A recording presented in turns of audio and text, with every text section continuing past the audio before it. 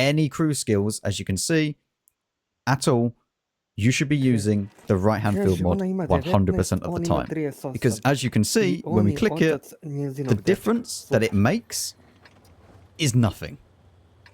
Like, look at the traverse speed as well. If your terrain resistances are not the same, like on the 50B here, and your track health is 240 or greater, completely base, so without that, so as you can see with the 50B, it's 300 track health, you should be using none. The thing is, with the 50B, if you actually add vents to the tank, and you add cruise skills, as well as food, you're then getting your top speed, and you are getting pretty close. But if you chose the right-hand field mod, you're going down quite a bit. So if you don't care about anything else, there's the quick summary. Now we're going to go into more detailed on what exactly is going on here. So why did I say 240 or greater for the track health? The problem is that if you do not have 240, which is the most common along with 220, as you can see, the Carnarvon has 220 track health. The AMX 65T has 240. The difference between these two is actually quite a lot.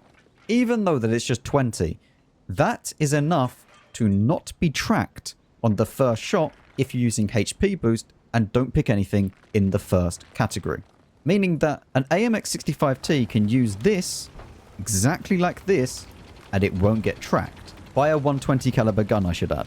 But the Carnarvon, if it uses exactly the same loadout, is going to get tracked by a 120mm caliber gun. Which, at tier 8 for a heavy tank, you are going to see quite a lot of. So, what you have to do is make sure that you click the right-hand field mod and you will not get tracked by 120 caliber guns or greater. However, if you are against a 90mm gun, you will not get tracked even if you don't have anything on. So in the likes of the Carnarvon, it is pretty much essential if you are using HP boost to have the right field mod, even if it's actually not the same for the effective top speed, which causes a lot of issues. Because what happens when you have a tank that doesn't have this or has very, very poor terrain resistances and you need to use this to actually gain the HP? Well, in that case, I'd say that HP boost isn't even worth it. You might as well pick turbo over it and go for the left-hand slot. Which means that in many cases, in the Carnarvon's case in particular, because it does have such a low top speed, and realistically, if you actually want to get all the benefits of the HP boost, you should really be putting this in the right-hand field mod. But like, you're going to be slow. And the Carnarvon doesn't have great dispersion either. So you're going to need a rammer and you're going to need a V-stab. So it might actually be worth it to just take the left-hand field mod and just choose a turbo. Because at least that way, when you get the field mod as well, you're then going at 40 kilometers an hour. Although pretty much everything is going to track you in the first shot. So you see how this can get super, super complicated with what type of playstyle you have and if you really, really want to use HP boost. Because especially in the lower tiers, and tier 8 in particular, because tier 8 is one of those tiers where you actually meet quite a lot of 120mm caliber guns, and you're just going to get tracked unless you have that right-hand field mod. Unless, like with the AMX 65T, you can do this and you don't have to worry about that. So to reiterate, the majority of the time, if your medium and hard terrain resistances are the same as your top speed, and they are not going to be affected, you should use the right-hand field mod with the HP boost. If they are not the same, and you have 240 track health or greater, you don't pick anything in the first slot, but you keep HP boost. If you're not using HP boost, left-hand slot, and just go with turbo, whatever you want to choose. But if you are using HP boost, you should never put the left-hand field mod slot on, because you are opening yourself up to a lot of calibers that shouldn't be able to track you in the first shot, especially for heavy tanks when you do meet those 120 caliber guns in the higher tier, like the Super Colt. Like, there's tons of 120 and 122 caliber guns. Now for the medium tanks, like the heavy tanks, there are 4 different types. There is the sniper medium tank, there is the support medium tank, the assault medium tank, and the versatile medium tank. So for the first field mod slot, you get a 50% reduction to the ammo rack and engine damage penalty. And as well as that, you do also get minus 20% dispersion of a damaged gun. Now realistically, you should be choosing the left-hand field mod every single time, and the right-hand field mod is just not that great. Like 4% to traverse speed and turret traverse speed, it's not that beneficial, considering that this is actually giving you quite a fair bit, especially when you get ammo racked and your engine gets damaged, because that is sometimes saving you from being killed. As well as that, it can actually break the Barask because it becomes more accurate when the gun is damaged with this field mod and you have the armorer perk. So this is the Barask with as good as you can possibly get it, right? We've got IAU on there, we've got bond vents, and we even have the directive for IAU. We also have all the crew skills and food. Down here, you'll see the dispersion that it is normally at 0.33, and then if the gun is damaged, it is 0.38. If we then toggle it,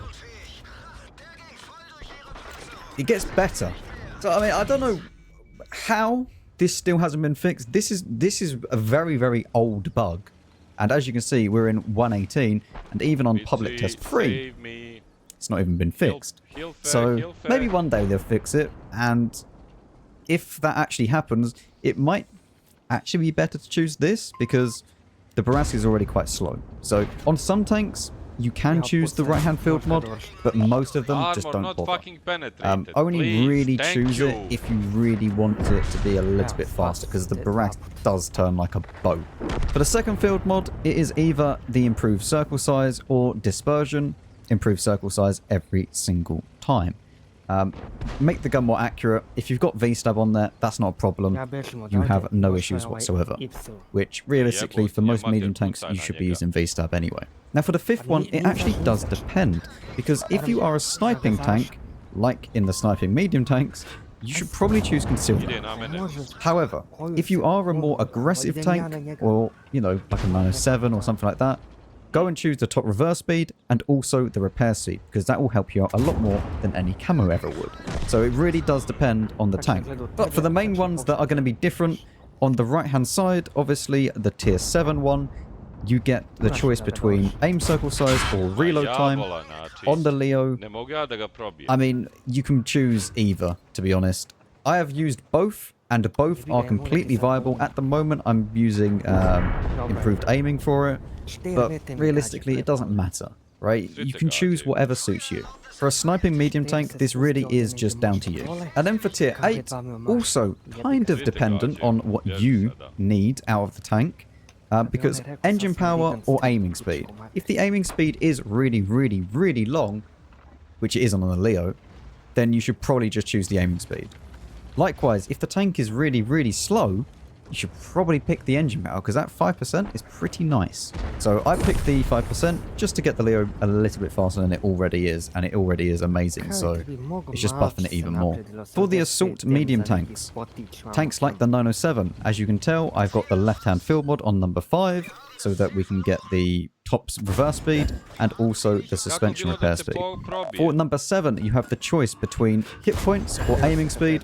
Every single time hit points. If you're using V-stab, you don't need to worry about the aiming speed. For number 8, every single time left-hand side. That view range is way more important than the ramming damage or the engine power, because it doesn't really matter. How often are you ramming something? Not very often. And 8% is not going to make too much of a dent into that actual damage received and caused.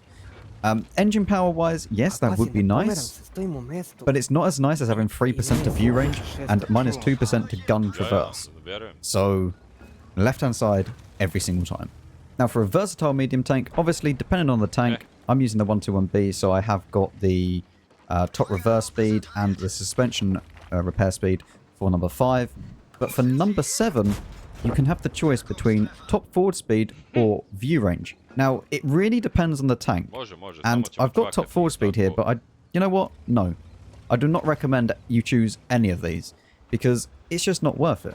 55 forwards, let's be honest, that is more than fast enough. There's no benefit really from either of these, because you're losing something that is important either way.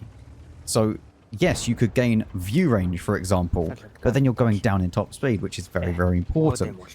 If you're going for, you know, using optics or something like that, which I don't recommend, then maybe you could choose view range to bump it up even more. But realistically, no, just don't choose either of these. And for number 8, the suspension durability, or you could have plus 10% to repair speed and 5% to hold reverse. The thing is, I would always choose the left-hand side, because if you're using HP boost, this then benefits you a lot. Because when you use HP boost on this tank with that field mod, your track health is 536, which, as we've already spoken about in the heavy tanks, means that you're not going to get tracked by 120 caliber guns. And with that much health, I don't even think 130 caliber guns will track you. Also, can I just say, the 121B's soft stats are just mental. Like, look at this. Actually gets okay dispersion as well. You know what? I've been sidetracked, but that setup could actually work. I know I said don't pick one, but for a video idea, that might actually be kind of cool. And finally, for the support medium tanks, obviously number 5 is a choice between what you would like. I'd probably pick concealment most of the time, if you're a supporting tank, you know, with an autoloader. Especially like a batch out or something like that, because you can spot for yourself usually. So maybe the concealment is actually pretty useful. But for number 7, it is either a reload time, or you can get plus 5% to aiming speed and minus 15% to aiming circle size after firing. I would probably pick the aiming circle size after firing, because that actually outweighs a lot of the reload time, especially with a TVP, because that aim circle size after firing means that you can really like properly dish out that clip without any issues. So that could actually be very, very useful for you. For number 8, you can either have top forward speed and engine power or view range. I wouldn't recommend you choose any of them. As we've already spoken about, it just doesn't make sense. Like, you're losing one that's just too important. And now we are moving into the tank destroyers. Obviously, we have sniper tank destroyers, we have assault tank destroyers, and we also have support tank destroyers. Starting off with the sniper tank destroyers, the first one, which everybody should choose no matter what they are doing or what tank it is the left-hand field mod. Because all that you get is minus 5% to hold reverse speed if you chose the right one. And you get 30% to suspension durability, you get 15% to maintaining speed across all terrain types. Why would you ever choose the right-hand field mod? Because it makes 0 sense. So always choose the left-hand field mod on the TDs, no matter what class or what specialization it is. You can then choose between aim circle size and aiming speed. Always choose the aim circle size. And then this is where it gets kind of interesting, because if you are a very, very hidden sniper TD, then you could choose to have the concealment after firing, especially if you're in a tank like the STRV 103B. That could actually be pretty nice. So it's kind of dependent on how you play the tank, especially considering that this field mod is always going to be the same throughout every single TD. So for assault TDs, for example, there's no point having concealment after firing, is there? For the 7th field mod, it is between aim circle size and reload time, depending on the tank. This is exactly the same as the Leo. It's just down to you. Also for number 8, it is exactly the same as the sniper medium tanks. So whatever you choose there, it's kind of dependent on the tank. But the last one, I'd probably choose engine power over aiming speed. And